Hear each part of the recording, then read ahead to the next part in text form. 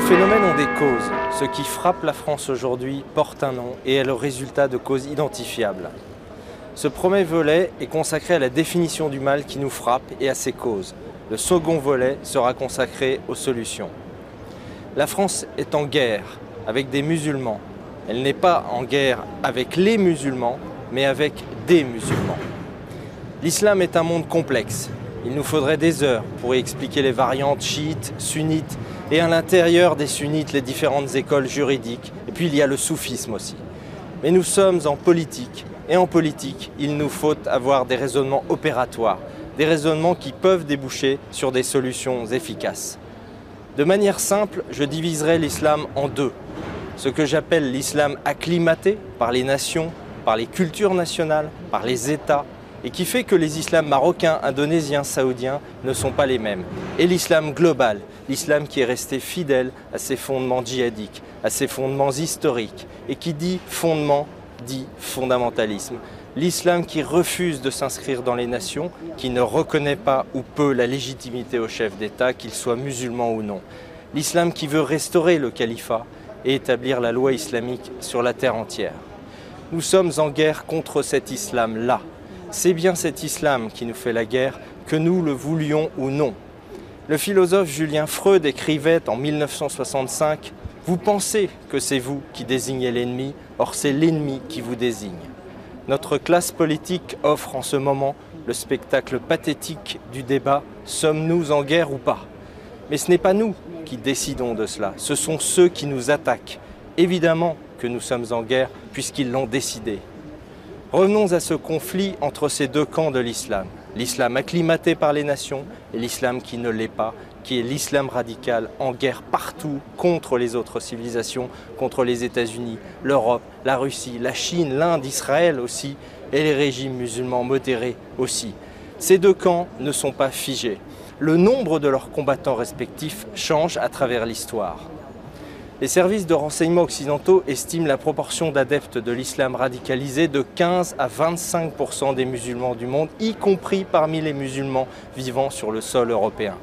Minorité, nous dit-on, certes, mais 15 à 25% de 1,5 milliard de musulmans, cela veut dire entre 225 et 375 millions de musulmans dans le monde, ce qui, en moins ou en plus, représente le poids démographique des États-Unis d'Amérique. Ce qui, en France, avec 6 millions de musulmans, peut-être beaucoup plus d'ailleurs, ce qui représente entre 900 000 et 1,5 million de musulmans convaincus que l'Oumma est supérieure à leur appartenance à la nation française, convaincus que la charia, la loi islamique, a vocation à se substituer à la loi française, convaincus que le Coran deviendra un jour leur constitution à la place de notre constitution. L'argument du fait minoritaire ne tient donc pas. L'idéologie ressassée du pas d'amalgame est non seulement fausse, mais elle est dangereuse, car la situation est grave, car l'islam fait planer sur la France une menace très grave sur son avenir. Déjà, de nombreux Français sont en train de partir, et pas seulement des Français juifs, parce qu'ils pensent que c'est fichu, que la démographie est contre nous, qu'ils vont gagner. Ces Français ne fuient pas que le socialisme, le fiscalisme, l'étatisme, ils fuient l'invasion lente, et cela, personne ne le dit. Le vivier du terrorisme islamique, c'est-à-dire du passage à l'acte djihadique, est énorme. Il est de l'ordre du million, ce qui ne veut pas dire que nous ayons 1 million de terroristes potentiels sur notre sol, bien sûr, mais ce qui veut dire qu'une 5e colonne puissante vit chez nous et peut à tout moment se retourner contre nous en cas de confrontation générale.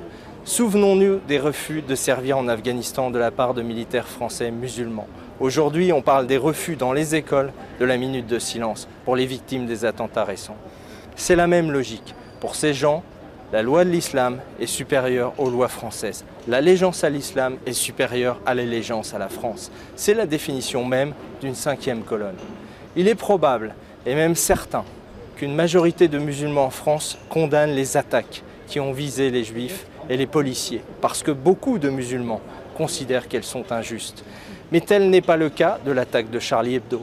Les ambassades et les services occidentaux ont rapporté de nombreuses scènes de liesse dans l'ensemble du monde musulman à l'annonce que les caricaturistes du prophète Mahomet avaient été assassinés. Le sentiment majoritaire chez les musulmans, c'est « ils l'avaient cherché en insultant notre prophète ». Et faut-il rappeler qu'en effet, dans l'islam, le blasphème est puni de mort, ce qui est d'ailleurs appliqué dans de nombreux pays musulmans aujourd'hui, comme au Pakistan. C'est aussi ce qui explique que le Maroc se soit abstenu de participer à la manifestation de dimanche, parce que des caricatures du prophète s'y trouvaient et que pour un roi qui est commandeur des croyants, il n'était pas possible de prendre ce risque politique face à la pression islamiste dans son pays.